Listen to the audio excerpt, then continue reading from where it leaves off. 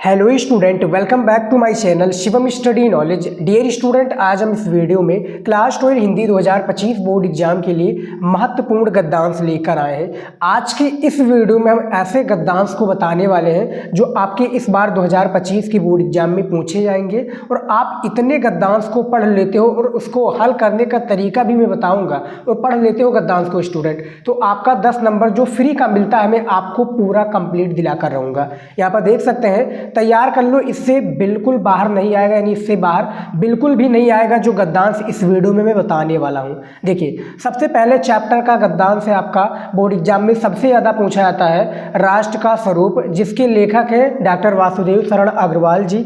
दूसरा चैप्टर है गद्यांश का अशोक के फूल, जिसके लेखक है आचार्य हजारी प्रसाद द्विवेदी जी।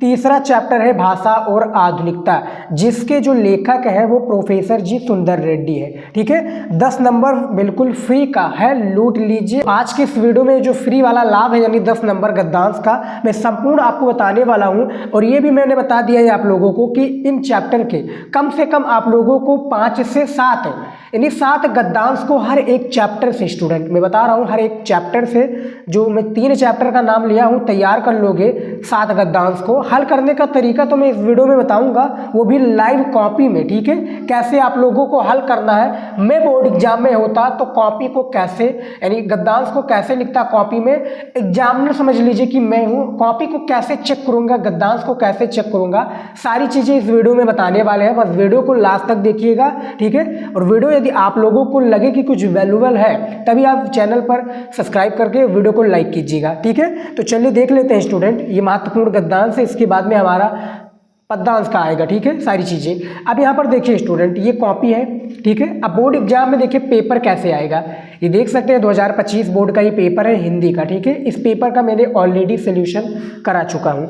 अब यहाँ पर देखिए स्टूडेंट, ये देखिए यहाँ पर दिया हुआ है तीसरे नंबर क्वेश्चन में देख सकते हैं कि निम्नलिखित गद्यांश पर आधारित प्रश्नों के उत्तर दीजिए। ठीक है, सिंपल सा आपका क्वेश्चन पूछा गया है 3 नंबर क्वेश्चन में। ठीक है, यहाँ पर देख सकते हैं कि 2 गद्यांश आपके बोर्ड परीक्षा में पूछे जाते हैं। ठीक है, एग्जामिनर इसलिए 2 गद्यांश को देता है स्टूडेंट, ताकि बच्चे को मान लीजिए कि एक गद्यांश का आंसर नहीं पता है, उसको नहीं आता कि किस चैप्टर से लिया गया है, तो वो दूसरा वाला करके भैया अपना 10 नंबर कंप्लीट कर सके। ये स्टूडेंट 10 नंबर जो होता है ये फ्री का होता है। ठीक है, फ्री में कैसे प्राप्त करेंगे इस वीडियो में मैं बताऊंगा। यहाँ पर देखिए आप लोगों को करना क्या है, हमें यहाँ पर दिया हुआ कि सभी प्रश्नों का उत्तर दीजिए 5 गुणे 10, 5 गुणे 2। ठीक है, यानी 2 नंबर एक प्रश्न पर दिया जाएगा, टोटल 5 क्वेश्चन है, 10 नंबर हमें इसमें मिलेगा। अब यहाँ पर देखिए स्टूडेंट, जैसे सबसे पहला प्रश्न पूछा गया है कि उपयुक्त गद्यांश के पाठ का शीर्षक और लेखक का नाम लिखिए। ठीक है, अब हमें देखिए भैया हमें नहीं पता है। ठीक है, हमें नहीं पता है। अब आप लोग कह रहे होंगे सर, तो आप कह रहे थे कि फ्री में लूटिए, कैसे लूटेंगे। देखिए देखिए आप लोगों को करना क्या है, सिंपल सा करना है स्टूडेंट। आप लोगों को हिंदी तो पढ़ना आता होगा, इतना तो आप लोगों को आता नहीं आता है तो भैया छोटा बड़ा का जो किताब आता है उसको आप लोग ले लीजिए। ठीक है, हिंदी आपको पढ़ना आता है तो यहाँ पर देखिए सारी चीज़ों को आप स्टेप बाय स्टेप पढ़ लीजिए। जैसे देखिए यहाँ पर लिखा है, भूमि, भूमि पर बसने वाला, जन और जन की संस्कृति, इन तीनों के सम्मिलित से राष्ट्र का स्वरूप बनता है। भूमि का निर्माण देवों ने किया है, वो अनंत काल से है। उसके भौतिक रूप, सौंदर्य और समृद्धि के प्रति सचेत होना हमारा आवश्यक कर्तव्य है। ठीक है, हमने पढ़ लिया। अब हमें यहाँ पर देखिए कोई पॉइंट दिख रहा है, मैं बताऊँ आपको कहाँ पर पॉइंट दिख रहा है। देखिए राष्ट्र वाला पॉइंट दिखा स्टूडेंट, भूमि का तो आपको शुरू में ही पॉइंट दिख गया। अब यहाँ पर और देखिए पॉइंट, राष्ट्रीय दिख गया स्टूडेंट। ठीक है, राष्ट्रीयता दिख गया, पृथ्वी दिख गया। ठीक है, पृथ्वी सच्चे अर्थों में ये दिख गया, राष्ट्रीयता दिख गया। तो भैया अब आपका इसमें काफ़ी सारे मैंने पॉइंट बता दिया। अब आप लोगों को पहचानना है, तो भैया यहाँ पर नाम लिखा है राष्ट्र का स्वरूप। ठीक है, इसमें राष्ट्र के स्वरूप चैप्टर से लिया गया, क्योंकि इसमें मैंने बहुत सारे पॉइंट बता दिया। जैसे राष्ट्र के बारे में ये देखिए, ठीक है, चैप्टर का नाम इसमें बता दिया है गद्यांश में, तो राष्ट्र के स्वरूप से लिया गया। इसके जो लेखक है कौन है, डॉक्टर वासुदेव शरण अग्रवाल जी हैं। ठीक है, इतना आपने समझ लिया। अब हमें क्या है, कॉपी में इसको लिखना होगा। ठीक है, कॉपी में कैसे लिखेंगे चलिए मैं बात कर लेता हूँ। यहाँ पर देखिए स्टूडेंट, सिंपल सा ये कॉपी में है, बोर्ड एग्जाम में मैं बता रहा हूँ लाइव आप लोगों को कॉपी में कैसे लिखना है। ठीक है, प्रश्नोत्तर नंबर 3 दिया हुआ था ना, हमें क्या करना है, सबसे पहले लाइन खींच लेना है, ड्रॉ कर लेना है, यानी डंडी जो होता है ना, ये डंडी को हमें इस साइड ऐसे खींच लेना है। ठीक है, डंडी को पटरी की सहायता से, किसकी सहायता से, पटरी की सहायता से आप इस साइड जो है लाइनों को ड्रॉ करना चाहते हैं तो कीजिए, नहीं तो कोई बात नहीं है। ठीक है, यहाँ पर आप ज़्यादा मत कीजिएगा, इस साइड थोड़ा आप पटरी की सहायता से इस तरह से क्लिक कर दीजिएगा। इससे क्या होता है, एग्जामिनर को भैया पता चलेगा कि सारे क्वेश्चन का आंसर आपने इस तरह से लिखा है। अब हमें करना क्या है, यहाँ पर लिखेंगे प्रश्नोत्तर। ठीक है, इस तरह से लिखेंगे प्रश्नोत्तर। ठीक है, प्रश्नोत्तर संख्या कौन सा था हमारा, प्रश्नोत्तर संख्या तीसरा था। तो इस तरह से प्रश्नोत्तर संख्या तीसरा लिखने के बाद में नीचे हम अंडरलाइन कर देंगे इस तरह से। ठीक है, अंडरलाइन करने से देख सकते हैं कॉपी में कितना अच्छा से दिख रहा है। ठीक है, एग्जामिनर के पॉइंट ऑफ व्यू से मैं बता रहा हूँ। ठीक है, और मान लीजिए कि मैं एक स्टूडेंट हूँ और एग्जामिनर हूँ, दोनों समझ लीजिए कॉपी को मैं कैसे चेक करूँगा, और मैं स्टूडेंट हूँ और आपके स्थान पर मैं पेपर दे रहा हूँ, तो कैसे मैं क्या है गद्यांश को हल करूंगा, यहाँ पर स्टेप बाय स्टेप सारी चीज़ें बता रहा हूँ। बस वीडियो को लाइक कर दीजिएगा। अब यहाँ पर देखिए जो पहला क्वेश्चन पूछा गया था मैं आपको दिखाना चाहूँगा। ये देखिए पहला क्वेश्चन दिया कि उपयुक्त गद्यांश के पाठ और शीर्षक का नाम लिखिए। तो हमें पाठ का नाम पता चल गया कि राष्ट्र का स्वरूप से लिया गया है। इसके जो लेखक है डॉक्टर वासुदेव शरण अग्रवाल जी है। ठीक है, तो कैसे लिखेंगे इसका संदर्भ स्टूडेंट, चलिए बात कर लेते हैं। ठीक है, यहाँ पर देखिए, ये देखिए स्टूडेंट, यहाँ पर सबसे पहले हमें करना क्या है, ऐसे ब्लैक स्केल से मैं प्रयोग करके दिखा देता हूँ स्टूडेंट। ये देखिए ऐसे हम क्या कर देंगे, पहला क्वेश्चन, इसके बाद में यहाँ पर लिख देंगे संदर्भ। लेकिन हमें ऐसे गलती नहीं करना। देखिए यहाँ पर स्टूडेंट मैं गलती करने जा रहा था। ठीक है, लेकिन ऐसा आपको नहीं करना है। अब देखिए, ठीक है, यहाँ पर आप लोगों ने देख लिया बोर्ड एग्जाम में क्या है, 2 गद्यांश दिया जाता है, तो हमें एक प्रकार से संकेत डालना बहुत जरूरी होता है। संकेत क्या होता है स्टूडेंट, एग्जामिनर को पता चल जाता है भैया कि गद्यांश को किस बच्चे ने और गद्यांश को कैसे हल किया, यानी गद्यांश को पहला वाला गद्यांश हल किया या सेकंड वाला गद्यांश हल किया है। तो उसके लिए हमें संकेत यहाँ पर डालना बहुत ज़्यादा जरूरी है। ठीक है, ये देखिए संकेत डालना जरूरी है। इस तरह से हम संकेत को लिख देते हैं। चलिए लिख कर दिखाते हैं आपको संकेत क्या होता है। ठीक है, ये देखिए भूमि पर, यहाँ पर इसको यानी जो आगे का 2 लाइन है यहाँ तक भूमि पर, और लास्ट का जो है पल्लवित होगा, तो इसको मैं लिख देता हूँ यहाँ पर। ये देखिए भूमि पर। ठीक है, उसके बाद में सर डॉट डॉट करते चलूँगा। राइटिंग से लिखिएगा स्टूडेंट, बोर्ड एग्जाम में राइटिंग की सबसे ज़्यादा अहमियत होती है। पल्लवित, ठीक है, देखिए पल्लवित होगा।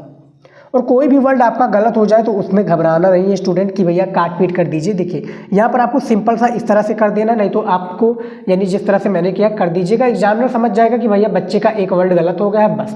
और आप इसको ऐसे गोच देंगे तो देखने में भद्दा लगेगा, जैसा कि यहाँ पर आप लोग देख सकते हैं। तो मैं पूरी चीज़ें आपको बता रहा हूँ कि एग्जामिनर के पॉइंट ऑफ व्यू से कैसे आप लोगों को, ठीक है, कॉपी को जो है गद्यांश को लिखना है। अब यहाँ पर हमारा फर्स्ट को जो क्वेश्चन था संदर्भ वाला। ठीक है, तो संदर्भ कैसे लिखना है इसके बारे में चलिए बात कर लेते हैं। ये देखिए संदर्भ में लाइव लिखकर आपको दिखाता हूँ।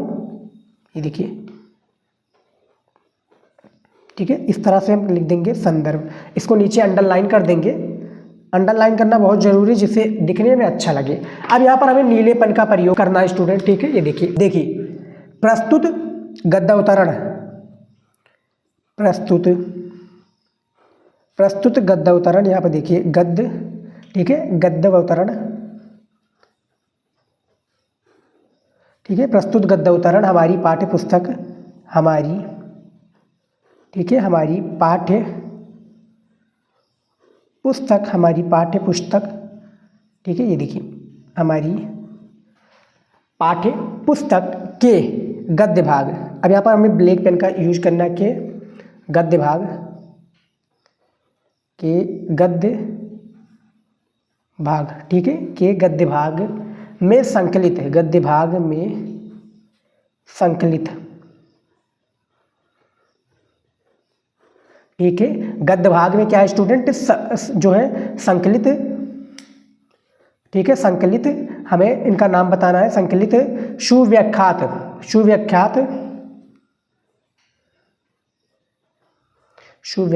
लेखक, ठीक है, सुव्याख्यात लेखक, ठीक है स्टूडेंट। जैसे कोई होता है निबंधकार, कोई होता है कहानी, ठीक है, कोई होता है संस्मरण के, तो बहुत सारे लोग होते हैं। लेकिन जैसे यहाँ पर मैंने लेखक लिख दिया है सिंपल सा, तो यहाँ पर मैं लिख दूंगा इनका नाम क्या है, वासुदेव शरण अग्रवाल। ठीक है, याद रखना आपको, इनका नाम है वासुदेव। इस तरह से हम लिख देंगे वासुदेव शरण अग्रवाल द्वारा लिखित, अग्रवाल यहाँ पर देखिए, अग्रवाल थोड़ा थोड़ा दूर लिखिएगा, जैसे यहाँ पर आप देख सकते हैं, लेखक वासुदेव शरण अग्रवाल द्वारा लिखित, द्वारा लिखित राष्ट्र के स्वरूप, यहाँ पर चैप्टर का नाम लिख देंगे डायरेक्ट, राष्ट्र के स्वरूप, ठीक है, राष्ट्र के स्वरूप, राष्ट्र के स्वरूप पाठ से अवतरित है, पाठ से लिया गया, पाठ से लिया गया है, बस इतना लिख दीजिए, पाठ से लिया गया है, ठीक है, पाठ से लिया गया है। इसको आप डॉट के अंदर यानी 3 आपको डॉट के अंदर कर देना है, ठीक है, ब्रैकेट के अंदर कर देना सारी चीज़ें। अब यहाँ पर देख सकते हैं संदर्भ हमारा बहुत ही प्यारा सा लिख गया कि प्रस्तुत गद्यावतरण हमारी पाठ्य पुस्तक के गद्य भाग में संकलित सुव्याख्यात लेखक वासुदेव शरण अग्रवाल द्वारा लिखित राष्ट्र के स्वरूप पाठ से लिया गया है, ठीक है। इतना आपको कॉन्सेप्ट समझ में आ गया। ये बहुत ही ज़्यादा जरूरी होता है संदर्भ लिखना। एक और तरीका होता है जिसमें आप पाठ का नाम जानते हैं तो पाठ का नाम डायरेक्ट लिख दीजिए और लेखक का नाम डायरेक्ट लिख दीजिए, उसमें भी 2 नंबर दे दिया जाएगा, ठीक है स्टूडेंट। लेकिन मेरे हिसाब से मानिएगा एग्जामिनर को इंप्रेस करना है तो आपको ये वाला तरीका अपनाना पड़ेगा, ठीक है। 2 नंबर इसमें आपका बिल्कुल फिक्स हो जाएगा। अब हम चलिए देख लेते हैं अगला क्वेश्चन जो हमारा पूछा गया था। क्या पूछा गया था मैं आपको दिखा देता हूँ। ये देखिए अगला क्वेश्चन हमारा पूछा गया था कि किसके सम्मिलित में राष्ट्र का स्वरूप बनता है। लास्ट में पूछा गया रेखांकित अंश की व्याख्या कीजिए, ठीक है। तो रेखांकित अंश की मुझे व्याख्या करनी है तो मैं वो भी बताऊंगा। यहाँ पर देखिए जैसे किसके सम्मिलित में राष्ट्र बनता है या राष्ट्र का स्वरूप बनता है, तो यहाँ पर देखिए हमें इसी में इसका आंसर मिलेगा, ठीक है। यहाँ पर देखिए ये भूमि पर बसने वाला जन और जन की संस्कृति, इन तीनों के सम्मिलित से राष्ट्र का स्वरूप बनता है। अब इसका आंसर देखिए स्टूडेंट, देखिए दूसरे नंबर क्वेश्चन का राइट आंसर यहाँ से लेकर आप यहाँ तक इसका आंसर लिख दीजिए। कैसे लिखेंगे चलिए दिखा देता हूँ आपको।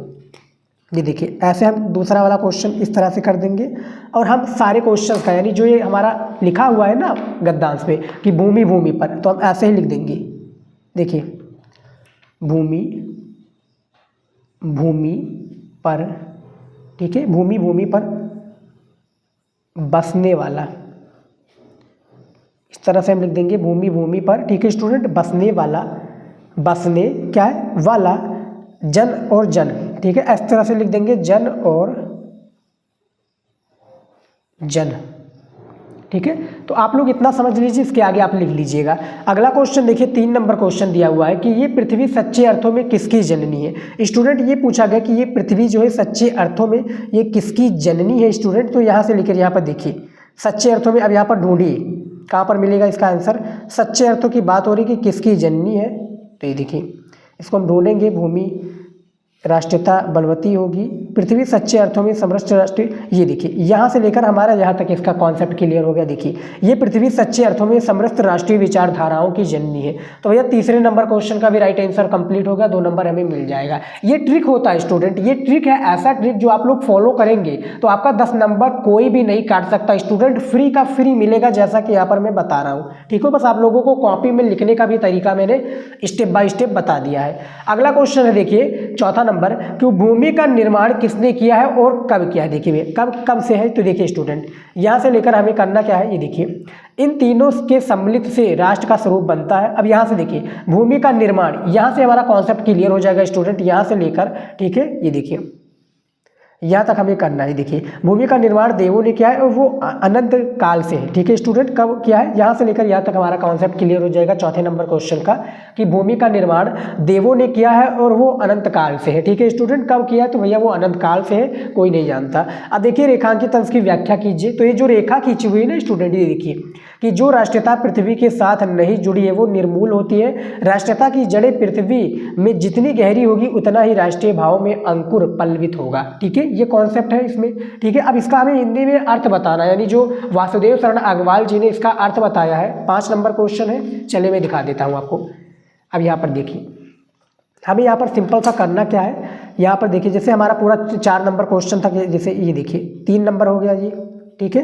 फिर 4 नंबर क्वेश्चन का मैंने आंसर दे दिया। कैसे देना है मैंने आपको बता ही दिया है। अब हमारा जैसे आ गया 5 नंबर क्वेश्चन, ठीक है। रेखांकित अंश की व्याख्या, तो हमें करना क्या है, ऐसे ये देखिए रेखांकित, ठीक है, रेखांकित अंश की व्याख्या यहाँ पर लिख देना इस तरह से, रेखांकित अंश की व्याख्या। अब नीचे हम अंडरलाइन कर देंगे ताकि दिखने में अच्छा लगे।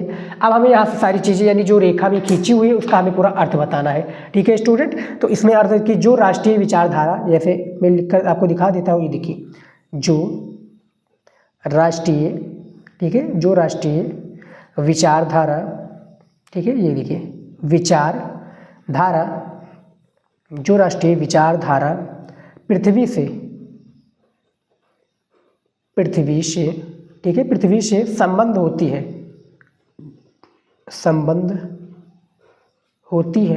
ठीक है, होती है।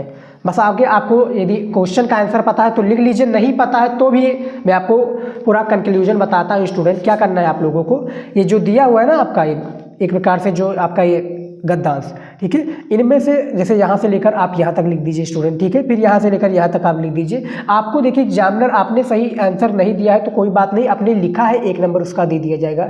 ठीक है स्टूडेंट, लेकिन आपकी राइटिंग पर और आपने लिखावट पर अच्छे से दिया तो भैया 2 नंबर वो एग्जामिनर दे देगा क्योंकि आपने मेहनत किया है। तो टोटल देखिए 10 नंबर तो आपका जो बाकी का देखिए स्टूडेंट, जो आपका 8 नंबर तो ऐसे ही पक्का हो गया, ठीक है, बिना कुछ किए हुए।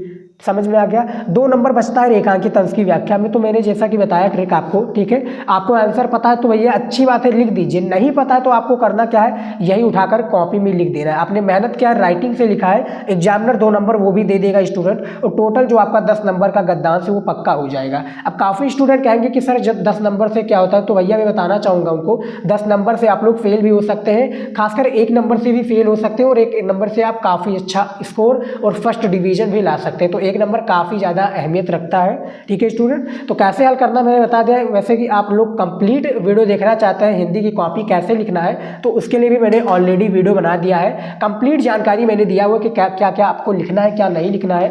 और फिलहाल मैं आपको बताना चाहूँगा कि किस चैप्टर के गद्यांश को आप लोगों को पढ़कर जाना है। राष्ट्र का स्वरूप, अशोक के फूल, भाषा और आधुनिकता, ठीक है, इन तीनों चैप्टर के गद्यांश के साथ गद्यांश को पढ़ लेना, कंफर्म में आएगा, इसी से बाहर कुछ भी नहीं आएगा। ठीक है स्टूडेंट, तो आई होप कि आज का ये वीडियो आप लोगों को अच्छा लगा है तो लाइक जरूर कीजिएगा। मिलते हैं नेक्स्ट वीडियो में नए टॉपिक के साथ। जय हिंद।